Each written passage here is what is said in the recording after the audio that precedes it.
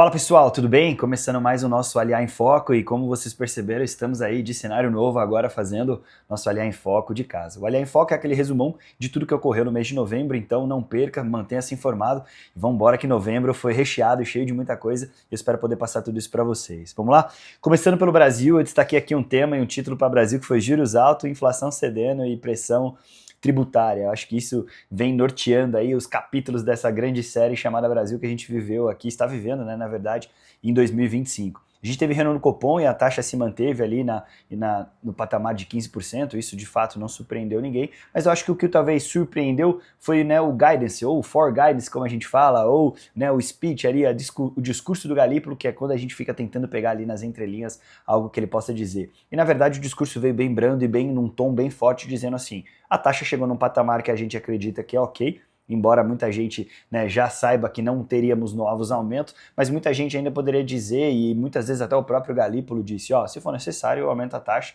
e não tem problema nenhum. Mas ele disse dessa vez, eu acho que categoricamente, afirmando que, ó, a taxa de fato está num nível muito alto, está num nível muito bom, que está sendo efetivamente bom para controlar a inflação. Resultado disso, a gente teve a divulgação da inflação, por exemplo, de outubro, que ela sai ali no meio do mês de novembro, veio 0,09, e a gente teve já no mês corrente ali de novembro a divulgação do IPCA 15, que é aquela proxy, a prévia, que veio 0,20, ou seja, um pouquinho acima do que a gente viu no mês anterior, que ela saiu de 0,18 para 0,20. Mas, Guilherme, o que tudo isso tem a dizer? É muito índice e eu não consigo decorar tudo. A verdade é que, né, pela primeira vez no ano, o IPCA 15 ele volta para o centro da meta. Lembrando que a gente tem uma meta de inflação de 3%, podendo chegar a 4,5%. Então, toda essa mudança, todo esse destaque que a gente teve aí de alterações nas inflações ao longo dos últimos meses, fez com que a inflação convergisse, ou seja, voltasse para o centro da meta. Ao que tudo indica, a gente vai encerrar o ano de 2025 tanto com o IPCA 15 quanto a nossa inflação corrente acumulada em 12 meses dentro da meta, que seria uma meta de 4,5%. Esse pequeno aumento que a gente viu no mês de novembro já não vou dizer que é um aumento esperado, mas é um aumento que já está na conta do brasileiro, porque o que puxou esse leve aumento para cima aí no mês de novembro foram pacotes turísticos, viagens e hospedagem. A gente sabe que isso é normal, chega nesse mês de outubro, novembro e dezembro, aumenta ali o número de viagens, muita gente começa a viajar para as viagens e para as festas de final de ano, isso leva um pouco da inflação para cima.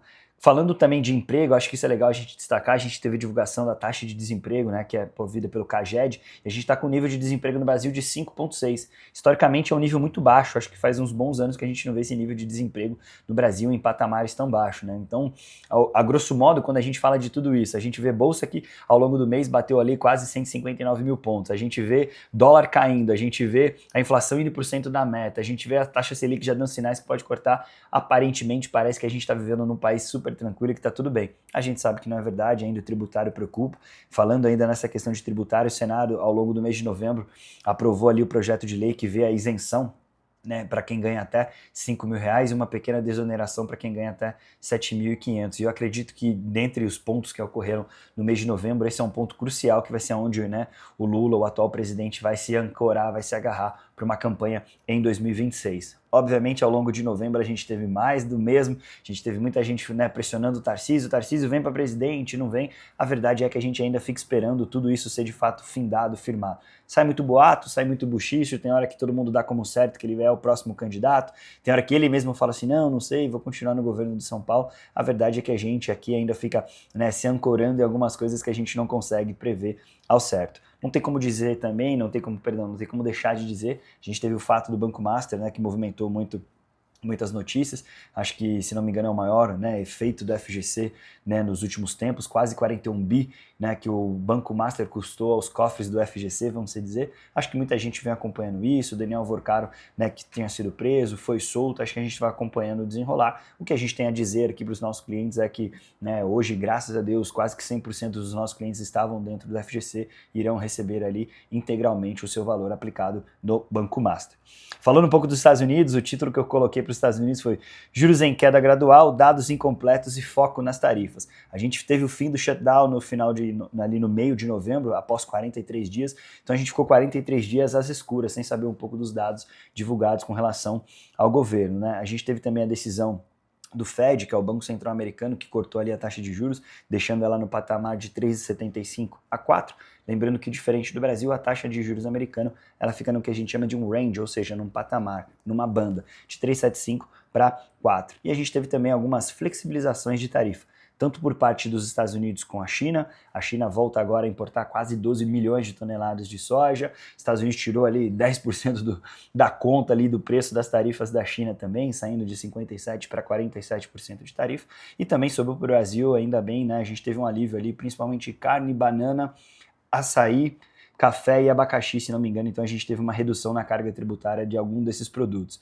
Obviamente, né, e eu gosto de pontuar, isso será levado e sim, né, para o debate em 2026, o Lula falando, tô consertando aí, você viu que fomos taxados pelo Trump, eu fui até lá, me aproximei dele, reconciliei, e a verdade parece sim, que pelo menos na foto, a gente vê muito mais um Trump próximo agora do Lula nessa questão de debate, de abertura, de conversa, do que próximo, talvez, até da família Bolsonaro ali, onde ele foi um defensor ferrenho há meses atrás. Falando um pouco da inflação, a inflação tende a ficar dentro da meta esperada ali para os Estados Unidos, na casa de 3%, lembrando que a meta dos Estados Unidos é 2%, no acumulado de 12 meses ela está em 3%, mas eles acreditam que vão convergir mais ainda para essa meta de 2%. Criação de empregos, essa sim preocupa nos Estados Unidos, eles vieram de uma criação no mês anterior de 83 mil novas vagas para 119 mil novas vagas, e todas as vezes que a gente vê ali os discursos do Jerome Powell, que é o presidente do Fed, ele sempre pega um pouco nesse ponto, né, nessa tocada que, embora a atividade esteja, né, voltando a criar um pace forte, ficando um pouco mais forte, a inflação convergindo,